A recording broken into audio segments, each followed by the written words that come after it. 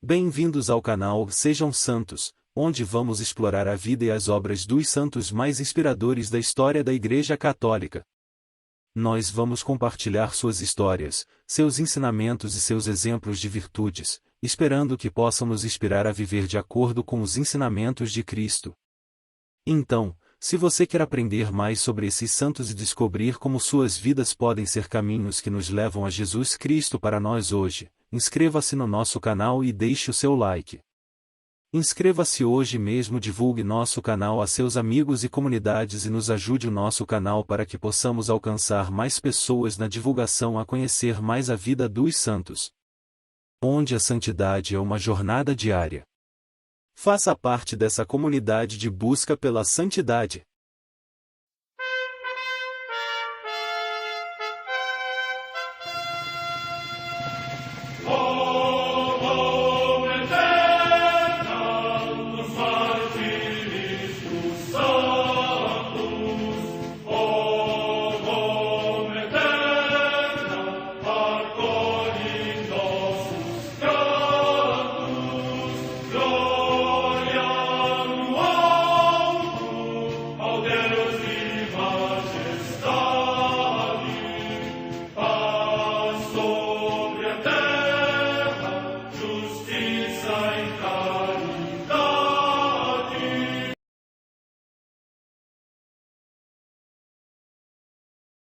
Ler a vida dos santos desperta em nós o desejo de seguir a Cristo. Através de suas vidas podemos aprender as virtudes, a sabedoria e o amor de Deus. Cada santo nos oferece um modelo de vida a ser imitado, como diz São Paulo na carta aos Hebreus, capítulo 12, versículo 1. Estamos rodeados por uma nuvem de testemunhas. A Igreja foi fundada por nosso Senhor Jesus Cristo não apenas como uma instituição, mas uma autêntica família. Os santos mártires, confessores, doutores, as virgens, os santos pastores e todos os demais santos são realmente nossos irmãos que nos precederam no caminho da fé e já estão no céu, para onde também iremos nós, pela graça de Deus. Portanto, sede santos, assim como vosso Pai Celeste é santo. Mateus capítulo 5, versículo 48. Hoje, dia 24 de março, celebra a Igreja a vida dessa grande Santa Catarina da Suécia. A Santa Madre Igreja celebra também nesse dia 24 de março os santos.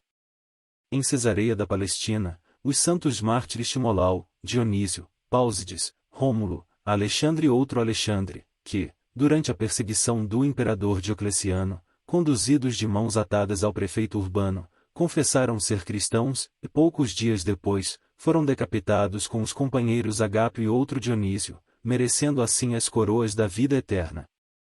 Morte no ano 303.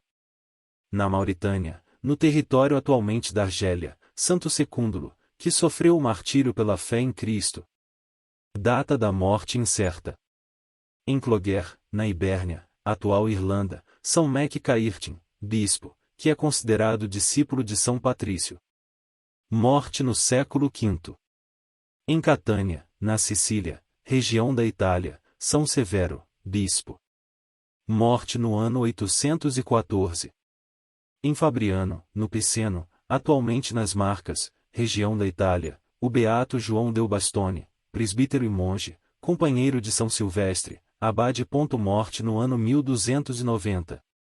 Em Ronda, na Andaluzia, região da Espanha, o beato Diogo José de Cádiz, Francisco José Lopes Caamano, presbítero da Ordem dos Frades Menores Capuchinhos, pregador insigne e intrépido defensor da liberdade da Igreja. Morte no ano 1801. Em Faíscio, localidade de Benevento, na Itália, a beata Maria Serafina do Sagrado Coração, Clotilde Michele, virgem, fundadora da Congregação das Irmãs dos Anjos, adoradoras da Santíssima Trindade. Morte no ano 1911. Em Pniewice, junto de Gdansk, na Polônia, a beata Maria Karlowska, virgem, que, para reconduzir as jovens e mulheres indigentes e de vida dissoluta à dignidade de filhas de Deus, fundou a Congregação das Irmãs do Divino Pastor da Divina Providência. Morte no ano 1935. Em São Salvador, cidade de El Salvador, o beato Oscar Arnulfo Romero Galdames, bispo e mártir, que, tendo dedicado a sua solicitude pastoral especialmente aos pobres e oprimidos, foi assassinado em ódio à fé cristã. Morte no ano 1980. História de Santa Catarina de Suécia, nasceu em 1331. Era a quarta filha do príncipe Ulfgudmarsson, e de sua esposa, Santa Brígida da Suécia. Pequena ainda foi confiada à abadesa do mosteiro cisterciense de Bisber, para ali receber sua educação. Por decisão de seu pai, casou-se aos 16 anos com o virtuoso conde Liderson van Corner. Como era frequente então, os jovens esposos decidiram, de comum acordo, viver em castidade, imitando a Santíssima Virgem e São José, inteiramente dedicados à oração, aos jejuns e às obras de caridade. Karl, o irmão mais velho de Catarina, príncipe leviano e mundano, procurou de todas as formas afastar a irmã de tal vida de perfeição, sem resultado. Por outro lado, com suas admoestações e com seu exemplo Santa Catarina conseguiu que sua cunhada, Gida, esposa de Karl, renunciasse à vida luxuosa e dissipada que levava. Numa peregrinação a Santiago de Compostela, que Santa Brígida fizera com o marido, este faleceu ainda na Espanha. Viúva, Santa Brígida resolveu ir para Roma, a fim de estar nos lugares santos e para socorrer os peregrinos suecos. Catarina desejou ardentemente ir reunir-se à mãe. Tendo obtido a permissão do marido, iniciou a longa viagem para Roma no ano santo de 1350. Quando chegou na Cidade Eterna, sua mãe se encontrava no mosteiro de Farfa, no Lácio. Dirigiu-se então Catarina para aquele mosteiro para se encontrar com a mãe. Catarina havia passado já algumas semanas com a mãe, quando decidiu voltar à Suécia. Contudo, sua mãe havia tido uma revelação divina em que Deus a fazia saber que Catarina era a companheira e a colaboradora que ele havia designado para que Brígida concluísse a fundação da Ordem de São Salvador. Consultada sobre os planos de Deus a seu respeito, sabedora que junto com sua mãe teria que enfrentar dores e contrariedades, Catarina respondeu que estava disposta a acatar a vontade divina, nem que para isso devesse deixar a pátria, os amigos e parentes, e mesmo seu esposo. Pouco depois Santa Brígida tomou conhecimento, por meio de uma visão, do falecimento do conde Edgar em seu castelo da Suécia. Catarina passou então por uma provação enorme e foi invadida por uma grande depressão. Em meio à tristeza sentia um grande amargor e desalento.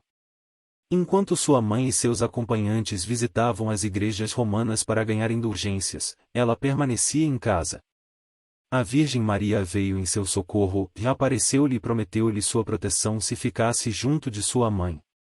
Catarina obedeceu à sua Mãe Celeste e ela e a mãe viviam em Roma na mais estrita pobreza voluntária, ganhando sustento com o trabalho de suas mãos, visitando igrejas, dedicando-se a penitências e jejuns, sem abandonar os exercícios de piedade, especialmente a meditação da paixão de Cristo, e praticando a caridade. Davam esmolas aos pobres e ensinavam a doutrina católica para os pobres estrangeiros. Os biógrafos nos contam um fato que ressalta a ternura filial de Catarina. Ela e sua mãe dormiam sobre o solo, porém quando Santa Brígida já havia adormecido, sua filha procurava pôr uma almofada sob a cabeça da mãe. Catarina viveu durante 25 anos com sua mãe, a quem procurava imitar. Em 1372, ela e seu irmão Birger acompanharam a mãe em peregrinação pela Itália, foram a Assis para visitar a igreja de São Francisco, e chegaram à Terra Santa. Após regressarem a Roma, Santa Brígida faleceu, em 1373, e foi enterrada na igreja de São Lourenço. Seu corpo foi depois trasladado para a Suécia por Catarina. A passagem dos restos mortais de Santa Brígida pela Suécia foi uma procissão triunfal. O povo acudia de toda a parte e os milagres floresciam. Após o enterro de sua mãe, Catarina ingressou no mosteiro de Vadstena, vivendo ali sob a regra que durante 25 anos havia praticado em Roma junto de sua mãe. Pouco tempo depois, foi eleita abadesa. Os registros relatam mais fatos prodigiosos, ocorridos com a nova abadesa, pois Catarina foi eleita sucessora da mãe no convento. Eles contam que alguns pretendentes queriam que ela abandonasse os votos e o hábito depois da morte de Edgar. mais audacioso, ao tentar atacá-la, teria ficado cego e só recuperado a visão depois de se ajoelhar aos seus pés e pedir perdão. Quando abriu os olhos, viu ao lado de Catarina um servo selvagem. Por isso, nas suas representações sempre há um servo junto dela.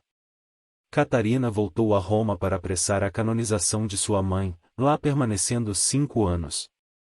Com a morte de Gregório XI e o cisma que ocorreu com a ascensão de Urbano VI, a canonização de Santa Brígida só seria aprovada por Bonifácio IX em 1401, quando Catarina já havia falecido.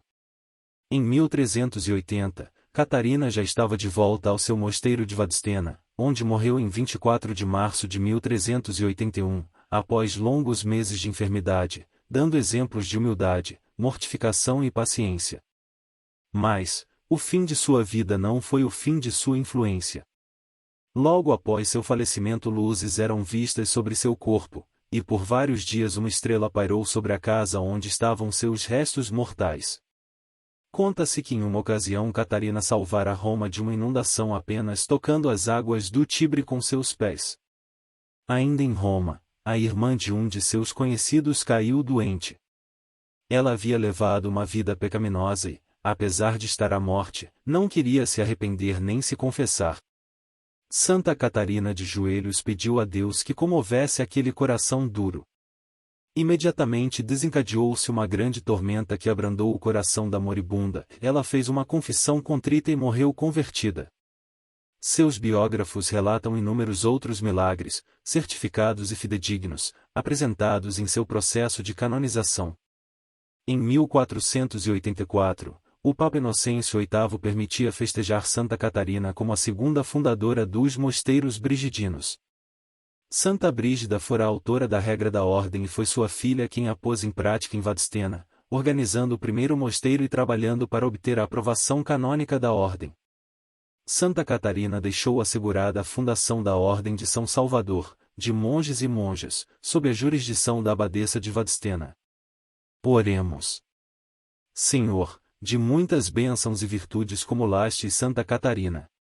Pelos méritos de tão querida santa, nós vos rogamos por nossas famílias e para que nos livreis de todos os males da alma e do corpo.